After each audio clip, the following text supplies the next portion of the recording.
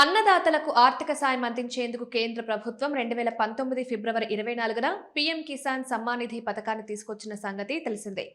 ఈ పథకం కింద ప్రతి 4 నెలలకు 2000 చొప్పున రైతుల ఖాతాలో జమవుతున్నాయి. అంటే సంవత్సరానికి 6000 రైతుల ఖాతాలో జమ చేస్తున్నారు.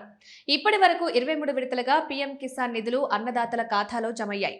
అప్పటి వరకు రైతుల ఖాతాలో 46,000 జమయ్యాయి. తాజాగా ఈ పథకానికి సంబంధించి కేంద్ర ప్రభుత్వం కీలక నిర్ణయం తీసుకుంది.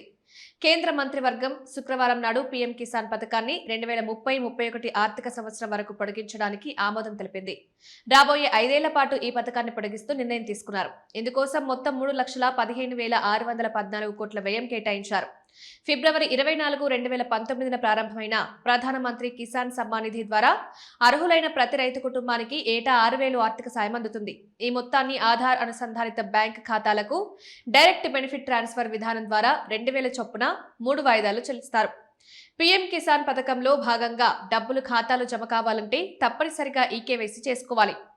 ఈకేవైసీ చేస్తేనే అన్నదాతల ఖాతాల్లో డబ్బులు జమవుతాయని వ్యవసాయ శాఖ అధికారులు తేల్చి చెప్పారు.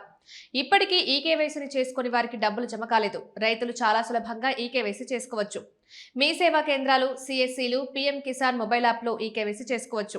బయోమెట్రిక్ ద్వారా చేసుకోవచ్చు. అయితే పీఎం కిసాన్ పథకం తీసుకొచ్చి 7 సంవత్సరాలు పూర్తయింది. అయినప్పటికీ పీఎం కిసాన్ కింద ఇచ్చే 6,000ను పెంచడం లేదు. గత బడ్జెట్ సమయంలో పీఎం కిసాన్ పథకం కింద అందించే 6,000ను 9,000కు పెంచుతామని వార్తలొచ్చాయి. కానీ కేంద్ర ప్రభుత్వం దీన్ని ఎలాంటి నిర్ణయం తీసుకోలేదు. వచ్చే బడ్జెట్లో అయినా నిధులను 6,000 నుంచి 9,000కు పెంచాలని రైతులు కోరుతున్నారు. కాగా పీఎం కిసాన్ పథకానికి సంబంధించి కొన్ని నిబంధనలున్నాయి. ప్రభుత్వ ఉద్యోగం చేస్తున్న వారు, ప్రభుత్వ ఉద్యోగం చేసి రిటైర్ అయిన వారు, ఆదాయపు పన్ను కట్టేవారు పీఎం కిసాన్ పథకానికి అనర్హులు. ఒకవేళ వారు పీఎం కిసాన్ తీసుకుంటే స్వచ్ఛందంగా వెనక్కివ్వాలని అధికారులు కోరుతున్నారు. కాంగ్రెస్ ప్రభుత్వం రైతు భరోసా పేరుతో రైతుల ఖాతాల్లో నిధులు జమ చేస్తోంది.